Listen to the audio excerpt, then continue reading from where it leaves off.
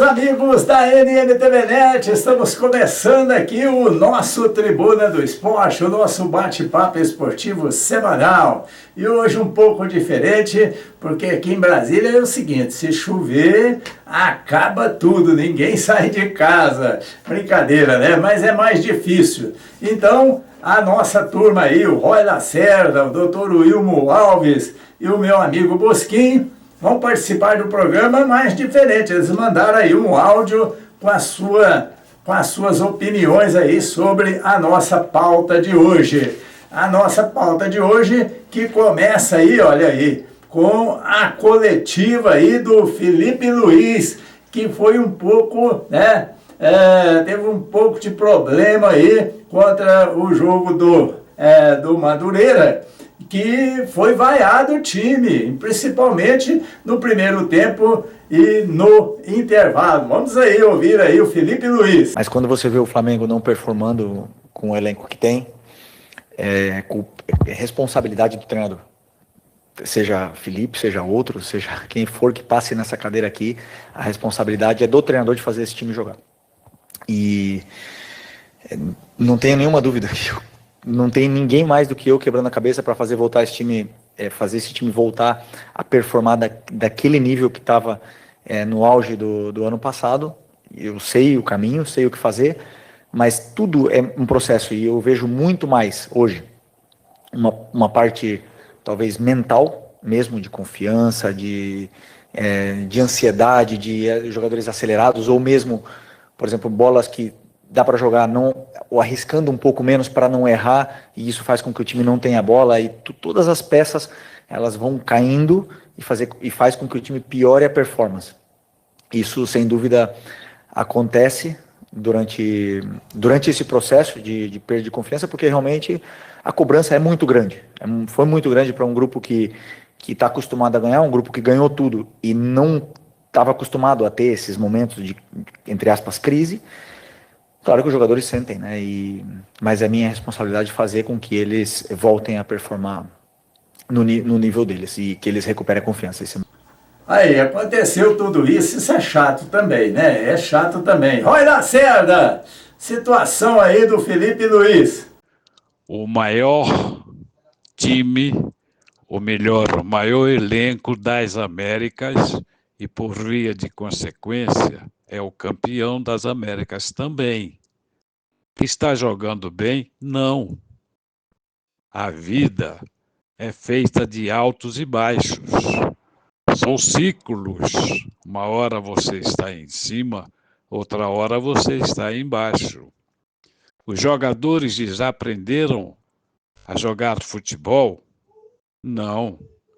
O treinador, de uma hora para outra, passou a ser burro ou perdeu o controle sobre o grupo? Negativo. Tudo isso faz parte de um começo de temporada. Eu tenho plena certeza de que na quinta-feira o Flamengo vai ganhar com folga do Lanús. Por dois motivos eu digo isso, meu caro internauta. Primeiro, que se for por um gol de diferença, a partida vai para a prorrogação. E, em caso de empate, para os pênaltis.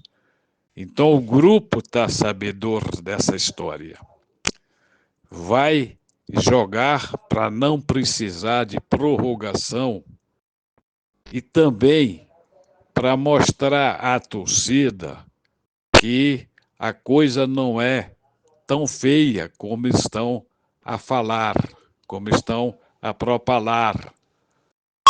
Quanto ao Felipe Luiz estar na corda bamba, eu pessoalmente não acredito nisso.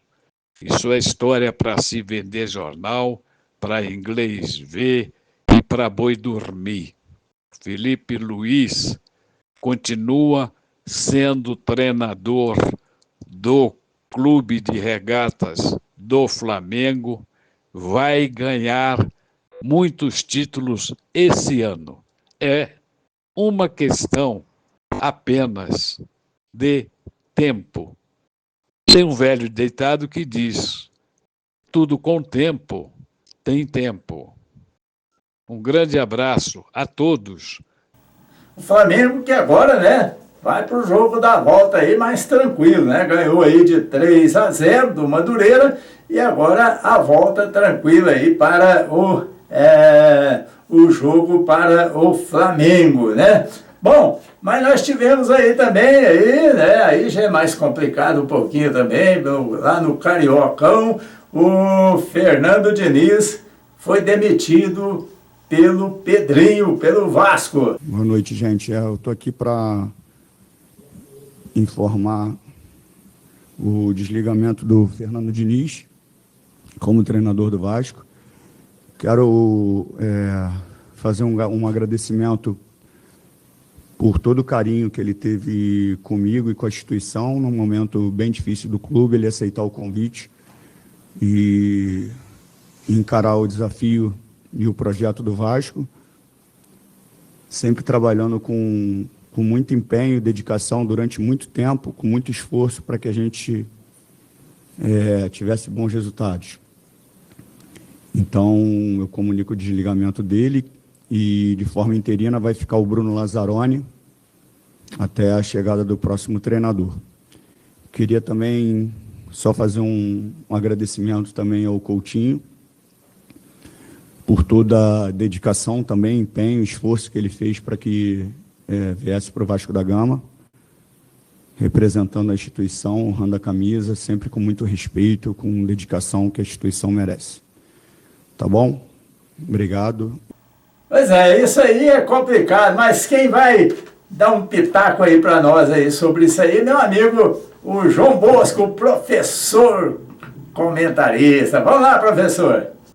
Boa tarde, presidente. Boa tarde, amigos componentes da mesa. Boa tarde a você, internauta. Quase boa noite, hein? Olha, a crise no Vasco, ela se arrasta desde a época que o Eurico Miranda faleceu. Porque o Eurico era aquele cartola que sabia como levar os portugueses. E hoje, com essa história de SAF, o Pedrinho está totalmente perdido por não ser um gestor e por não ter o conhecimento necessário para ser um presidente que toma decisões benéficas. Assim como foi o Bandeira de Melo, que pegou o Flamengo em 2016 e organizou o Flamengo para 3 anos depois o Flamengo ganhar tudo. Depois perdeu o Veguete, depois perdeu o Ryan, né? E aí são 3 peças que eram fundamentais para ele. O Veguete aproveitava os cruzamentos do Paulo Henrique e do lateral esquerdo. O Ryan era o cara que arrastava a defesa e o ponta direita, o Watson, era aquele que quebrava a linha. Então aí o declínio do Diniz foi mais por causa disso. Não acho que Renato Gaúcho seja a solução e o Vasco, a não ser que faça uma reformulação muito grande e aproveite os jogadores da base, corre um sério risco para ir para a segunda divisão. Rapaz, é complicado mesmo essa situação aí, né? Porque hoje técnico de futebol tem que ser, já vai trabalhar pensando assim, se eu perder 3, o jogador fica de boa e quem dança sou eu, né? Eu também acho aí que o Renato Gaúcho, não sei se vai dar muito certo lá no Vasco também não. Lá tinha que ser um técnico agora que tivesse assim o pensamento de começar de novo um Vasco da Gama. Que, como diz aí o professor aí, o Fernando Diniz perdeu 3 peças fundamentais lá no lá no Vasco, né? E aí complicou a vida dele, mas logo, logo estará empregado aí novamente, né? Roy, o que acontece agora? O que você viu aí nessa dispensa aí do Fernando Diniz? Eu diria que a direção do Vasco errou e errou de maneira crassa. O Vasco é uma SAF que, por isso ou por aquilo, ainda não deu certo. O Pedrinho foi um grande jogador na sua época, mas administrativamente ele deixa a desejar. E a diretoria do Vasco cometeu um erro crasso, na minha opinião. Demitiu o treinador em hora errada, porque deveria mandar o bom senso esperar pelo segundo jogo. Vamos supor que futebol não tem lógica e que no segundo jogo o Vasco ganhasse do Fluminense com folga e se classificasse para a final. Aí se perguntaria, e agora, José? Então, na minha ótica, a diretoria vascaína errou e errou feio. Pisou no tomate, escorregou na maionese. O elenco vascaíno não é de todo ruim. A maioria dos jogadores são jogadores de qualidade. Vide o goleiro, o PH, o lateral direito, Paulo Henrique, convocado para a seleção brasileira. O lateral esquerdo, Piton, é no grupo o maior garçom da equipe. Agora, em futebol, como diria Neném Prancha, é uma caixinha de surpresas. De uma hora para outra, o Diniz perdeu as duas referências no ataque. O Verratti sofreu uma intervenção cirúrgica e o Ryan, que no meu entendimento, dentro de mais 2 anos, 3 no máximo, vai se tornar um grande centroavante, foi vendido. E é aquela história, não existe no futebol milagre. O Diniz vem tentando, há algum tempo, achar um substituto para o comando do ataque, mas não se encontra de uma hora para outra. Pelé foi o único e não vai existir outro, pelo menos nos próximos 200 anos. Então o Vasco errou, jogou o campeonato carioca no lixo, porque se ele consegue a classificação, o futuro nos diria isso. Como ficaria a situação da diretoria vascaína? Então, com essa decisão, o Vasco deu uma tremenda pisada de bola. E aí, vamos ver o que é que o futuro vai nos dizer.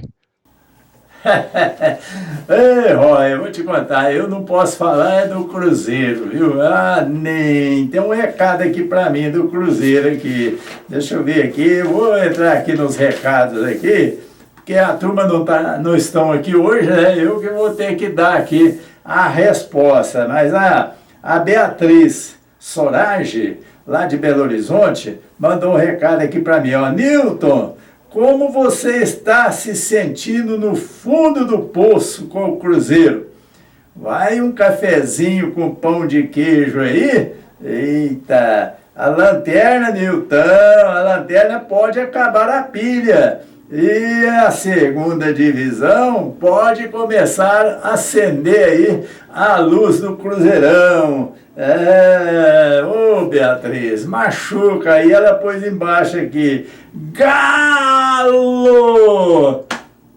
É brincadeira, né, ô Beatriz? Mas obrigado aí pela participação. Eu sei que você tá falando aí para o meu bem, mas tem que levar esse assunto lá para a diretoria do Cruzeiro, né? E Também sei que você está me cutucando porque sabe que nós somos o maior de Minas. E olha aqui, a Lola Linda, lá de São Paulo. O Palmeiras voltou, esse time só me dá alegria. Parabéns aí aos palmeirenses, realmente é um time bastante positivo, como diz o meu amigo Roy Lacerda, né? Então é um time positivo aí. Parabéns aos palmeirenses, mas tome cuidado, viu? Toma cuidado. Tem time bom lá em São Paulo, hein? Não vou nem falar do Novo Horizontino, viu, palmeirense? Então tá bom. Bom, aqui também tem o Marco Túlio, lá de São Paulo. Santos foi prejudicado por autoconfiança em Neymar. Vojvoda não tem o time na mão. Ali quem comanda o time, né, as escalações ali, extracampo, é o Ney. Vocês não acham? Uma coisa muito parecida ao presidente Newton e amigos internautas é a situação do Santos. É um outro clube que também não deu liga. E nem por isso o treinador Juan Pablo Vojvoda não presta. Vide o trabalho que ele fez no Fortaleza e que levou quase que 4 anos.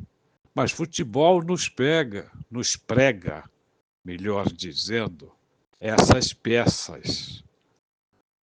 Entre Santos e Vasco, excetuando-se o Gabriel Barbosa e o Neymar, o elenco do Vasco é superior ao elenco do Santos. O Santos tem somente o goleiro e 2 jogadores no meio de campo que, com a bola nos pés, são craques, mas fisicamente não engrenaram ainda no Santos. O próximo a cair, entre aspas, com a nossa visão machista do futebol, é o treinador santista. Que venha outro treinador vai demandar algum tempo para que o time se adapte, se adeque ao estilo de jogo desse novo treinador. E com isso, o campeonato vai seguindo, as rodadas vão acontecendo e os resultados no futebol não vêm por milagre nem de uma hora para outra. Vejam vocês que o Santos foi desclassificado pelo Novo Horizontino, que é um time de uma cidade relativamente pequena, mas que tem uma coisa que o Santos não conseguiu ter ainda, como outros grandes times da Série A, que chama-se conjunto. A mesma coisa aconteceu com o Mirassol, que chegou aonde chegou, fez um belo campeonato brasileiro ano passado. E eu diria o seguinte, o Bragantino, se for para a final, vai dar trabalho para o Palmeiras, porque não tem outro time, nem Santos, nem Corinthians, nem São Paulo, que consigam bater o Palmeiras. Então, eu apostaria todas as minhas fichas que um dos finalistas do Campeonato Paulista é a Sociedade Esportiva Palmeiras. Quiçá, oxalá, seja com o Bragantino, que seria um grande mérito para o clube do interior de São Paulo. Lembrando, meu amigo internauta, quando os amigos não são certos, um olho fechado e o outro aberto. Grande abraço, até a próxima. Bom, eu já tive a minha opinião, o seguinte, que tem técnicos que dependem realmente de elenco. E tem técnicos que têm o elenco, mas que não conseguem fazer aí o time andar, não dá liga. E o Voivoda, ele não é ruim técnico, não. Eu acho que ele não tem o time na mão, é porque ele está lidando ali com muitas vaidades. Com muitas vaidades. É tipo assim, Gabigol do lado, Neymar do outro, não sei quem mais dali. Eles que decidam aí a partida. Vocês entendem o que eu estou querendo dizer? Eles é que aparecem na mídia, eles é que vão dar entrevista, o povo só fala nele, então eles que decidem aí. E o técnico, entra aqui, sai aqui, no ouvido lá dos grandes atletas. Eu tenho essa opinião. Eu não sei se, né, pode ser assim, mas tudo bem. Então tá aí, Marco Túlio. Também acho que eu ali um pouco de confiança, né? Mas fazer o quê? Perdeu, está desclassificado lá do Paulista. E o Luiz Marcos, lá do Rio de Janeiro, ufa, até que enfim Diniz dançou, graças a Deus. A turma aqui já falou aí sobre o Felipe, aliás, o Fernando Diniz. Sei porque que eu estou com o Felipe na cabeça, né? É o Fernando Diniz, né? Bom, e aqui um recadinho pro doutor, né? O doutor está viajando. O problema do doutor não foi chuva, não. É porque ele está viajando, então não deu para ele comparecer. Mas o doutor aqui tem o João Paulo, lá da Bahia, que não deixa o doutor dormir sossegado. O João Paulo gosta de ver o doutor remoendo na cama, principalmente depois de uma partida, né, ruim, como foi a do Santos aí, né? Doutor, tem jeito não, Santos vai acabar na segunda divisão.